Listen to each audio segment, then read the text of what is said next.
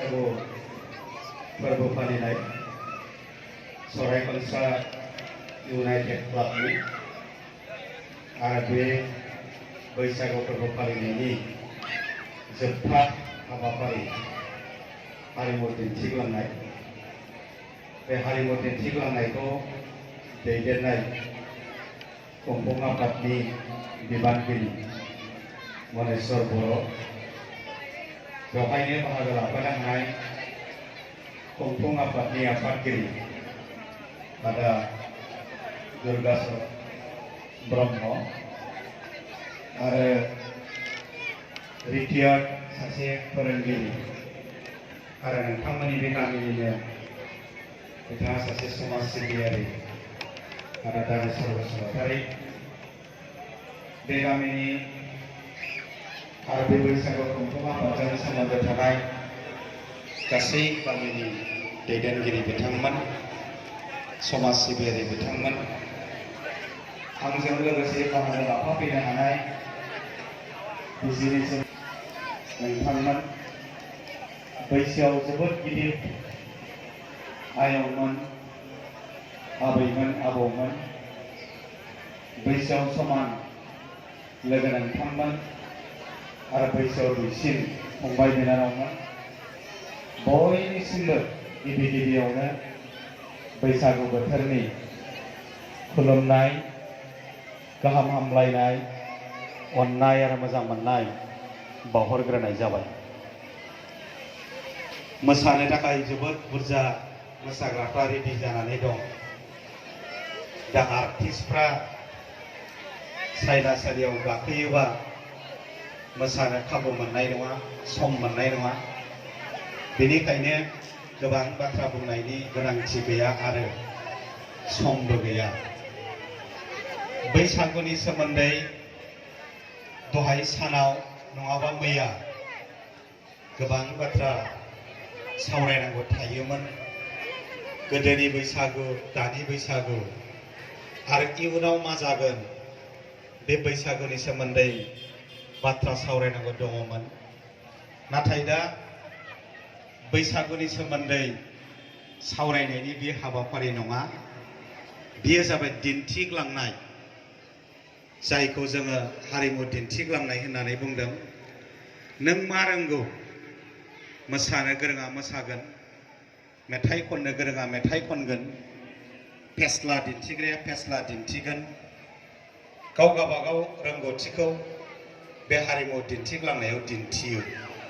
दा जों बेवहाय बैसागुनि सोमोन्दै बाथ्रा सावरायलायनो थाखाय खाबु थाला। थेवबो फंनैसो बाथ्रा बुंनो नागिरदों। मैया जोङो क'क्राझाराव मोनसे मिटिंआव थांदोंमोन।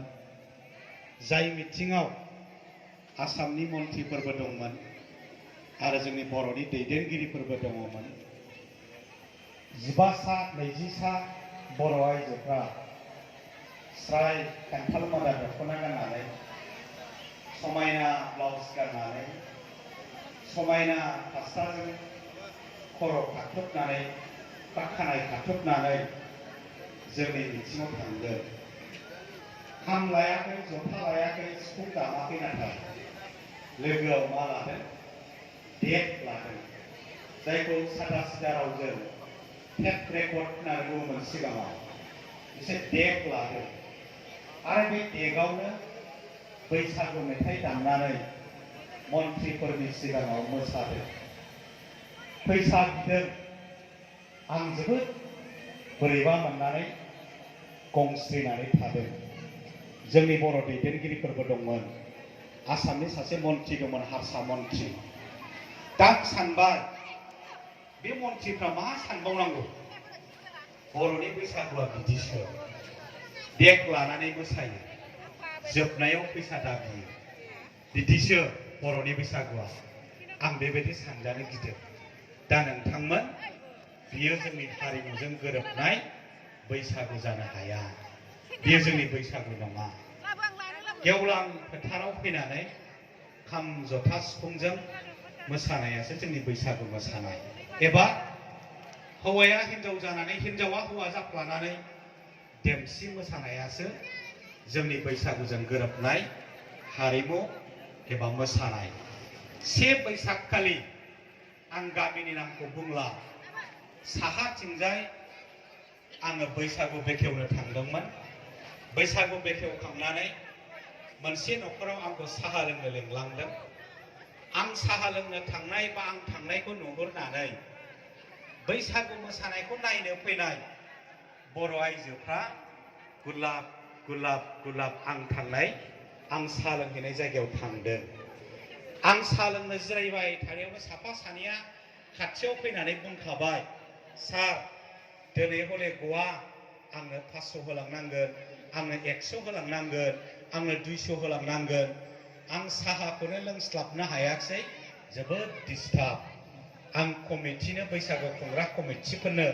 एसे होबोदोंमोन आंनि गारिखौ बेंखनजोबदों आं दरजा फांनो हायाखै मानसिफोरा डिस्टार्ब खालामदों दा नोंथांमोन लिडारफोरनि खाथियाव फैनानै फैसा दाबिनाया बैसागु जानो हाया बियो जोंनि बैसागु नङा दा गोदो गोदाय मा खालामोमोन मालाय सेंग्रा सिख्ला नाथाय हौवाजों हिनजावजों ज' नङा हौवाफ्रा आलादा हिनजावफ्रा आलादा आं दहायनो बुंदों हौवाया हिनजाव जानानै हिनजावा हौवा जानानै बैनि न' सराय खनसायाव खाथि बारियाव गाव गावबागाव गामियाव मागिलायनानै दाउदै मोनबोयो सोरबा दाउखौनो हरो सोरबा जोगोनार हरो सोरबा मैगं हरो सोरबा फैसा हरो सोरबा माइरं हरो बैखौसो 7 तारिख खालि बैसागनि 7 तिथिखालि जायोमोन दानिया ओरैबायदि सोलायलांबाय दाबि खालामबाय दा नोंथांमोन बियो जोंनि बैसागु जानो हाया दा आं बेखौ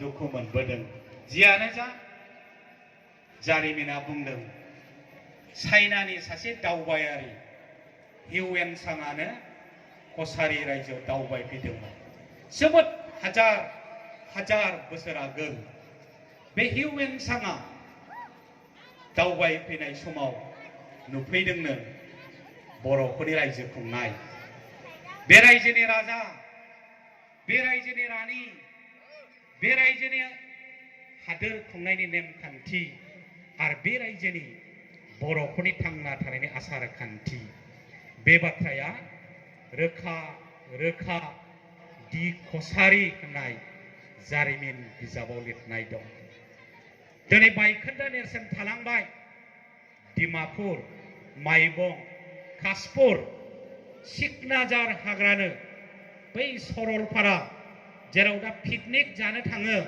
बेवहाय सिकना जोहोलावा थायोमोननो दैमालु जोहोलाव सोमदोन जोहोलाव जों जारिमिनाव फरायनानै मोनदों जारिमिना जोंनो खिन्थालांदों हिउएनसांआबो बुंलांदों बर'फ्रा रायजो दंमोन बर'फ्रा राजा दंमोन दिनै बै बर' राजाफोर रायजो खुंनाय राजथावनिया कासपुरावमोन डिमापुरावमोन माइबंआवमोन बेयो जारिमिनाव लिरनाय दं नाथाय दिनै नोंथांमोन राजाबो गैला रानिबो गैला सोमदोनबो गैला सिकना जोहोलावबो गैला दैमालुबो गैला बिरगोस्रिबो गैला थें फाख्रिबो गैला बिसोर जोबलांजोब्बाय नाथाय राजा गैयामालाय मा जानो रानि गैयामालाय मा जानो जोहोलावजो गैयामालाय मा जानो जोंनियाव थालांबाय जोंनि हारिमु आरो बे हारिमुआनो जोंनि सिनायथिखौ दिनैसिम गुबुननि सिगाङाव मुलुग दरबाराव भारताव दिन्थिगासिनो दङ आरो बे बैसागुआ जोंनि हारिमुजों गोथौ सोमोन्दो दङ मानोना दहाय सानाव बा मैया नोंसोरो बैसागु बादायलायनाय जादोंमोनब्ला खाम दामदों गिटार दामाखै सेरजा दामदों कीबोर्ड दामाखै सिफुं सुदों इलेक्ट्रनिक्स मिउजिक दामाखै बै सिफुङा बै खामा बै सेरजाया बै जथाया जोंनि हारिमुजों सोमोन्दो थानाय दामग्रा आगजु नोंसोरो जिन्स गाननानै फैयाखै सुइजार गाननानै मोसायाखै मेख्ला गाननानै मोसायाखै दख'ना गानदों फास्रा जोमदों समायना देलायदों बै दख'नाया जोंनि हारिमु बै फास्राया जोंनि हारिमु बै गामसाया जोंनि हारिमु बेनिखायनो बैसागुजों हारिमुजों गोथौ सोमोन्दो दं सरायखनसा इउनाइटेड क्लाबा 15 बोसोर बे बैसागुखौ खुंनानै रिंगु दामसाफोरखौ हारिमु दिन्थिग्राफोरखौ दिन्थिनो खाबु होबाय, बैसागु रंजाग्राफोरखौ रंजानो खाबु होबाय, बोराय बुरै सेंग्रा सिख्ला गामिनि आइ आफाफोरखौ गोदोनि बायदि नंला दानि बायदि स्टेजआव फैनानै बैसागु नायनो बैसागु रंजाफानो खाबु होबाय। बिनि थाखाय साबायखर होबाय। गोबाव खालामला फिन खेबसेबाव उननि समाव आरोबाव बे बैसागु फोरबोआ मोजाङै खुंलांजाबाय थागोन। स्टेन्डार्ड हारिमुजों गोरोबनाय बैसागु फोरबो जागोन मिजिं खालामनानै फिन खेबसेबाव बयनिसिमबो देरसिनफोरनो खुलुमनाय, लोगोफोरनो गाहाम हामलायनाय, दुइसिनफोरनो अननाय आरो मोजां मोननाय बैसागु बोथोरनि बावहरनानै दिनैनि नोंथांमोननि देंखो मोनाबिलि एबा हारिमु दिन्थिग्लांनायखौ आंनि बे फंनैसो रावजों फंनैसो राव बुंनानै बेखेवनानै होबाय होननानै फोसावनानै आंनि बिबुंथिखौ फोजोबबाय। गोजोन्थों। रोजा रोजा साबायखर देंखो मोनाबिलि बेखेवगिरि मानगोनां सारनिसिम। दायो बे समाव आङो मानगोनां आलासि आरो मानगोनां सारमोनखौ दसे सम जिरायनो थाखाय आङो खावलायनाय जाबाय।